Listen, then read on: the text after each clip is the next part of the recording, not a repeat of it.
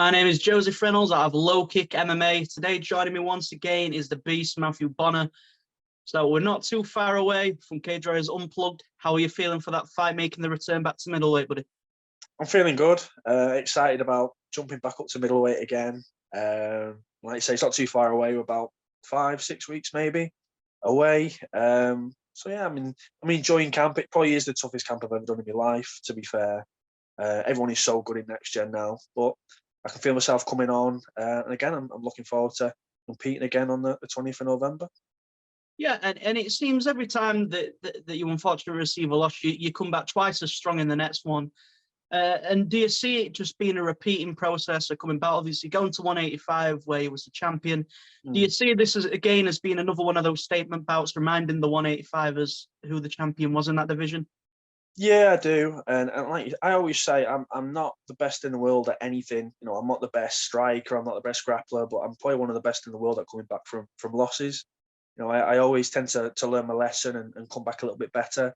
I kind of when you take a step back from the last fight, you kind of feel a little bit foolish for dropping down to welterweight because all my success was, you know, in the middleweight division. But you know, I'm looking forward again to coming in, you know, nice and big and strong and putting on a really good performance. And as well, the returning opponent, you know, he's 13-10. However, he's still a top ranked in the Nordic rankings. And apology, in most rankings, you'll see him quite high up there. Yeah. So do you feel as though this is a great opponent to sort of be able to return back to 185 with? I think it is. I've kind of seen some chatter online about, you know, the feeding Alan Carlos to Matt Bonner, and I'm thinking, you know, that's quite a nice compliment, but I don't really see it that way personally. I think he's very dangerous. He's fought some very good guys. He's fought Jack Manson. You know, he's fought in the bigger organisations. So I don't see this as, you know, an easy fight or anything like that. I see this as a very dangerous fighter. He is a little bit older. He's 39, and I think he does look a little bit worn. And I think that probably people see that and maybe underestimate a little bit. But you know, I'm certainly not underestimating him. He's a tough Brazilian. He's a black belt, and you know, he's definitely got the skills to beat me on November the 20th. I'm going to come in and, you know, and expect the best Alan Carlos that there's ever been. Yeah, and then you touched on a little bit about the quality of next gen. Obviously, the last year, everyone's talking about next gen. I'm sure Paddy and Molly have helped, but even the fighters that you look at that are coming through Cage Warriors, you've got the likes of Liam Gittins. I'd be naming people all day if I did, from amateurs to pro, but to be around those sort of people day in, day out, and what's that been like? It just is a constant improvement during your training camps. It's great. I mean, I say when I first joined Next Gen, this was maybe 4 years ago now. Most of these guys were just about finishing with their amateur career. And now, you know, look at Adam Cullen, for instance. He's 4-0, 5-0. We've got Ben Kelly, who's 1-0. He's kind of struggled with a little bit of injuries, but you know, he'll be firing again next year. These kind of, they've gone from the 20s to 21 to mid 20s now, and these are strong, fast, very dedicated athletes. And you know, I think some people think that maybe because I'm one of the older ones that, you know, I can teach the young ones a little bit more, but you know, I'm learning more from them than I think they learn from me. You know, in terms of technique wise, if you look at Adam Cullen's wrestling or Ben Kelly's striking or Nate Fletcher's all round MMA system, it's unbelievable. It's quite inspiring to see. They put it together so well. Yeah, and then in terms of obviously looking at the younger generation that are coming in, and as well, even in your division, there's the new fighters that are coming in, and you've fought a few as well. But to just look at the landscape of UK MMA at the moment as someone who's been competing there for a long time, what does that look like at the moment with the progression the sport is making, especially within England and all of the UK? It's strong, and you, obviously you get people like Lean Edwards who kind of push the boundaries. And we have got good wrestlers and really good grapplers now. It's maybe 5-6 years ago, you'd say we were the strikers and we had that, you know, a massive disadvantage on the ground. But again, the quality and the ability is something, especially these younger guys coming up, it's unreal. And you know, we see Cage Warriors is that perfect platform. You know, they go in, and no fight is an easy fight for anyone. It's always generally 50-50 fights, and it really brings on these, you know, these young kids coming up, and then gives them that step up to, you know, go to the UFC and beyond. Yeah, and then we spoke about last time about the landscape of the welterweight division, but to look back on the middleweight division as well, and the landscape there, I'm sure you'll have seen a lot of the division anyway. But in terms of looking at a few of the guys, have you got a few people in mind for that you've been wanting to fight at 185, or are you just more streamlined, focused on getting back to the belt? Yeah, I'm kind of, I suppose, focused on this Alan Carlos. It is a strong division middleweight. I don't maybe know if there's as much quality as there is in the welterweight division, or maybe I say that as someone who's focused on the welterweight division for the last 6 months, and maybe you fell out a little bit of place with the middleweight. Obviously, you've got Christian Duncan, who is an exceptional middleweight. He's probably going to go to UFC if he wins his next fight. We've got people like Will Curry, very athletic, game fighters. I've sparred him a few times. He's very competent. But apart from that, I mean, you've got the James Webb as well, who've already fought. The middleweight division, it's a bit of a strange one. I think I remember talking to my coach and even some Cage Warriors staff, and them saying it's really hard to find middleweights. Welterweight and below is quite easy to find, but middleweight, it's quite hard to pack out the division, which is a good thing for me, because it means if I can tear through 2 or 3 guys, it puts me right in the position to fight for that belt again.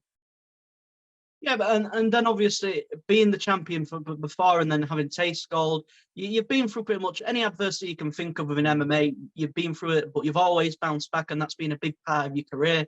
And do you feel as though being able to have bounced back time and time again, that it's just another bump in the road for you towards the light at the end of the tunnel?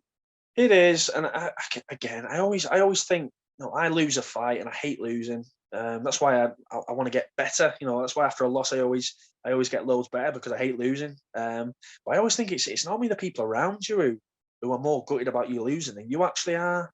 Even like close family and friends, they kind of, oh my God, you've lost that fight. You must be so gutted. And you go, do you know what? I'm all right. I'm going to get past it. I've done it before. I've gone through this again. And they go, oh no, you must be devastated. And you think, do you know what? Shut up. I'm all right. I've been through this before. I lost my first 2 pro fights. I lost plenty of fights at welterweight the first time.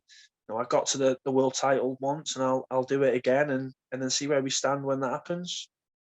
Yeah, but and then we spoke before about obviously the Bonner brothers and the success there. Obviously, Dan's seen a lot of success now in Muay Thai, especially like the last 6 months. It's really ramped up, even though he's had a bit of an injury as well. But to both really be succeeding and both starting to reach the highest levels, respectfully in your divisions or promotions, what is that like, sort of training alongside each other and being around each other? It's, what, we don't, people are surprised by this. We don't really train that much together anymore. Dan's got his training in Widnes at Team Majestic, and I've got my gym in Liverpool Next Gen. And there's so much, especially for me, there's so much to focus on. I can't really ever find that time to get together with Dan, and he's always off doing things. And he's got a daughter he has to consider in terms of the amount of time he spends with me and not his family. But yeah, I mean, Dan fought last week and he won by a first round knockout. He's UK #1 now. He'll have another chance at winning a world title next year, and that's motivating. There was never anything competitive between me and Dan, even growing up.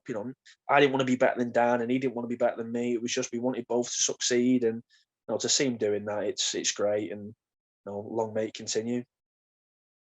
And then we touched on the fight a little bit, but in terms of obviously looking at this fight and looking at the opponent, where do you see your advantages lying? And without giving too much away about what you plan on doing in there, what is your route to victory? Do you see it being?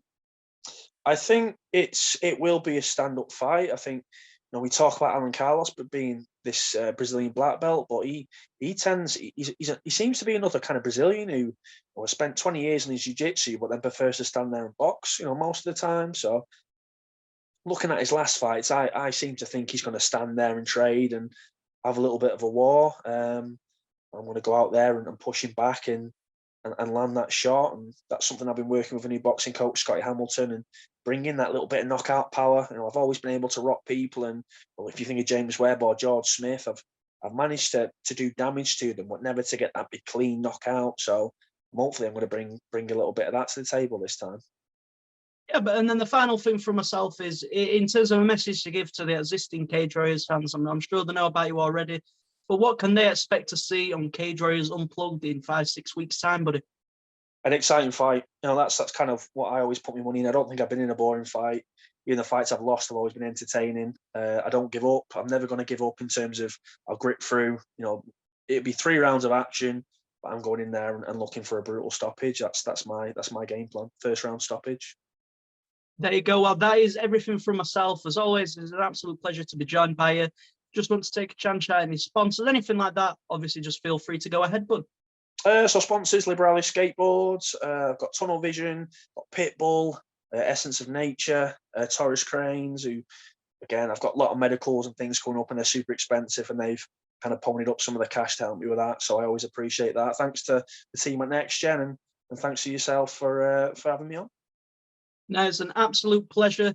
Obviously, Cage Warriors Unplugged. You can't miss the beast, Matt Bonner. The clue's in the nickname for what he likes to deliver in the cage.